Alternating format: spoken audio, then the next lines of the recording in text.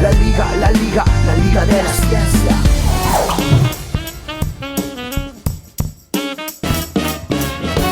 Y llegó el momento de hablar de historia. Está con nosotros la persona que mejor nos explica la historia para poder interpretar mejor el presente. Estoy hablando ni más ni menos que de nuestro queridísimo Sergio Wisniewski. Hola. Sergio, ¿cómo estás? ¿Cómo andan? ¿Todo bien? Muy bien. Bueno, te espera ahí Eugen, nuestro living de la ciencia. Hola, Voy para allá. Sergio. Bienvenido. ¿Cómo andas? Muy bien, ¿vos? Muy bien. Che, así que la radio cumple 100 años. 100 años cumple. Wow. 100 años cumple la radio, un medio que adorábamos. Y vos sobre todo, ¿no? Yo sobre Vos todo la trabajo en la sí. radio, pero es una historia muy interesante también porque a la radio se la ha dado por muerta muchas veces. Que la televisión, Que me la imagino. televisión, que los medios electrónicos, la computación, internet. Sin embargo, Sí. ahí está, vigente, se ha renovado, ha sacado distintas formas, la frecuencia modulada, ahora están los podcasts, Ajá. etcétera. Pero es una historia que sí, efectivamente cumple 100 años. ¿Y por qué estamos mirando esta imagen? Este es el famoso Teatro Coliseo, y hace exactamente 100 años, en la terraza del Teatro Coliseo, Enrique Susini y sus amigos, otros, ahora vamos a ver quiénes Sí, son, ok. montaron unas válvulas y todo un sistema muy complejo para poder hacer la primera transmisión de radio en la Argentina, y como trabajaban ahí arriba, los llamaron los locos de la azotea. Me encanta. Me encanta también Sí, ese es nombre. hermoso. Y justamente lo que pasó aquella vez, acá están los muchachos, lo que pasó aquella vez fue que montaron en el Teatro Coliseo la obra de Richard Wagner, Parsifal. Esto lo sé solamente por este motivo, ¿no? Que dura 3 horas y pico, pero la transmisión fue de 3 horas y lo estaban escuchando 20 aparatos de radio nada más. Wow. O sea, 20, de las cuales una era un barco que estaba en Santos, en Brasil. Wow, mirá hasta dónde llegaba. Increíble. ¿Hasta dónde llegaba? Y ahora ¡Qué vos decís, locura! 20 aparatos nada más. Bueno, por algo se empieza. Bueno, sí, por algo se empieza. Pasaron unos días después de esa primera transmisión que la podríamos escuchar, ¿eh? ¿La podemos escuchar? Señoras y Escuchémosla. señores, la Sociedad Radio Argentina les presenta hoy el Festival Sacro de Ricardo Wagner, Parsifal, con la actuación del tenor Mastri, la soprano argentina Sara César, el barítono Rossi Morelli y los bajos Chirino y Paggi. Todos bajo la dirección de Felix von Wingarler, secundados por el coro y orquesta del Teatro Constanzi de Roma.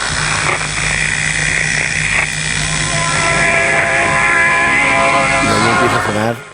Y entonces ¡Qué esa idea- emoción, ¿no? eso gustó O sea, porque esta después... es la primera emisión de radio de la Argentina. Exacto, eso con ese ruidito que le Wow. escuchamos, esa fritura, bueno, era inevitable, pero a partir de ahí empezaron como una especie de ciclo, porque Enrique Susini, acá tenemos Enrique Susini, Miguel Mujica, César Guerrico y Luis Romero. Enrique Susini es un personaje muy particular. Él había estado en la Primera Guerra Mundial y usó las válvulas que usaban en la comunicación en la guerra Ah, mirá. y las trajo para la Argentina, porque había venido antes de la Primera Guerra Mundial Guillermo Marconi, que fue el fundador, el hombre que patentó la radio.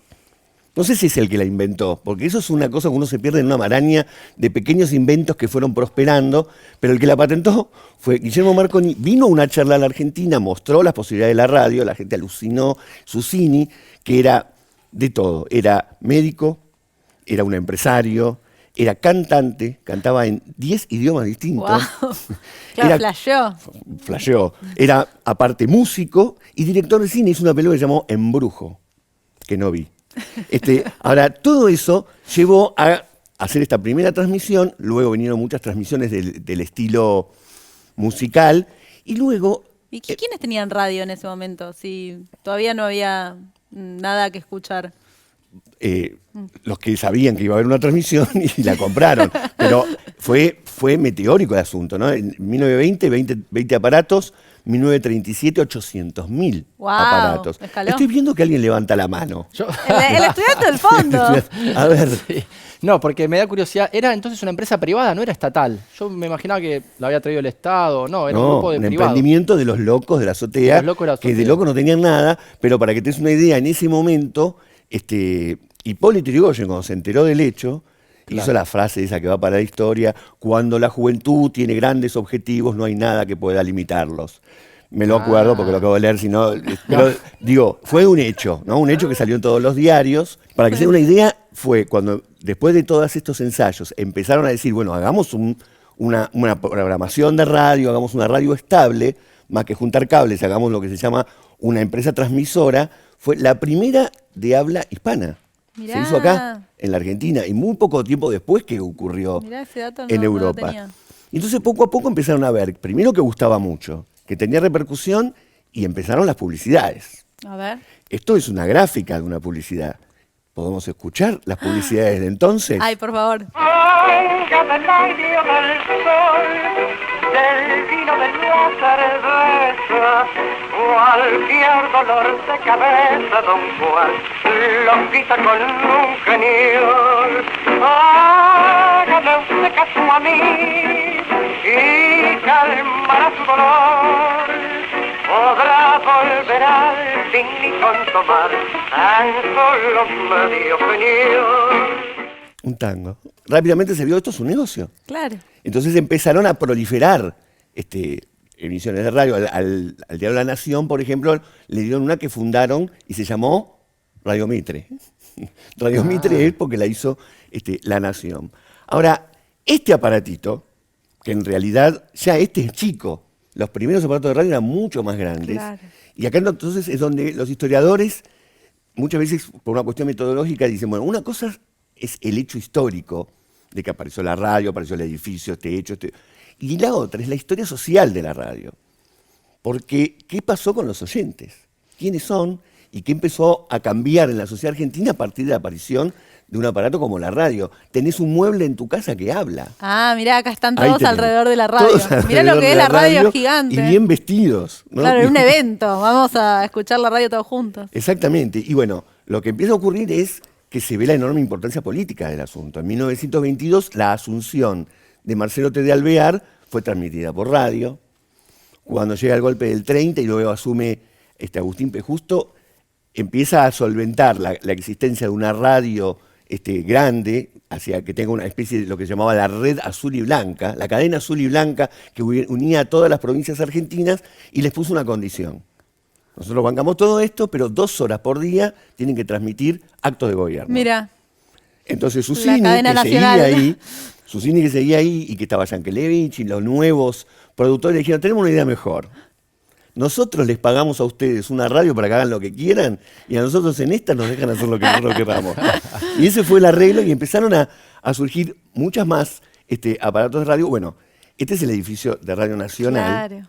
que al principio fue Radio El Mundo, que se hizo edílicamente, arquitectónicamente, copiado en forma absoluta a la BBC de Londres.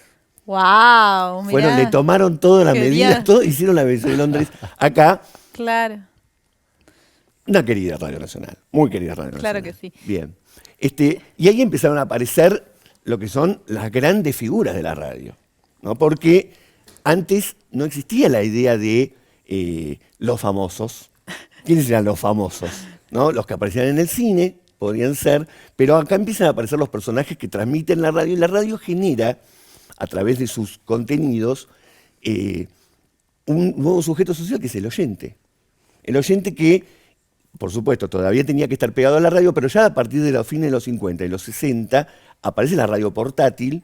Claro. Y la radio uno la puede llevar a donde quiere o tenerla en distintos lugares de la casa. Acá tenemos al gran Héctor Larrea, acá está Carrizo y Blackie. Yo sé que la mayoría de la gente no sabe quiénes son, y si sabe quiénes son riesgos, zona de riesgo, pero sepan, eso es historia, Cacho Fontana. Muy bien.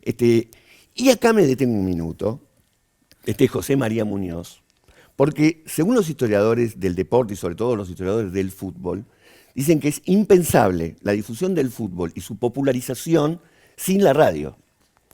De hecho, no solamente el fútbol, uno que estuvo antes que Muñoz, que fue Fioravanti, y otro se llamó Sojit, ya habían empezado con esto de generar del fútbol un show. Y acá tenemos a un joven Víctor Hugo y todo lo que rodea a la radio con el fútbol. ¿Por qué?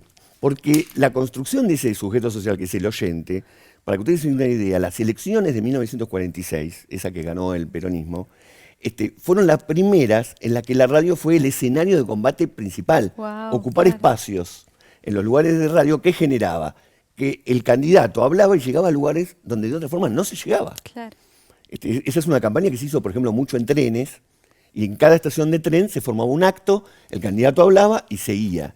Pero eso te limita. Ahora, llegar a todos esos hogares que te permitía llegar la radio, es un poco el inicio de la política mediática. Y podríamos ahí a esa decir. altura sí, todo el mundo sí tenía un aparato de radio, probablemente. Podríamos generalizarlo a decir que para una Argentina que tenía la mitad de la población que tiene ahora, sí, prácticamente todas las familias Claro. tenían un aparato de radio, porque aparte la radio también fue sufriendo un proceso en el que se hizo más económica.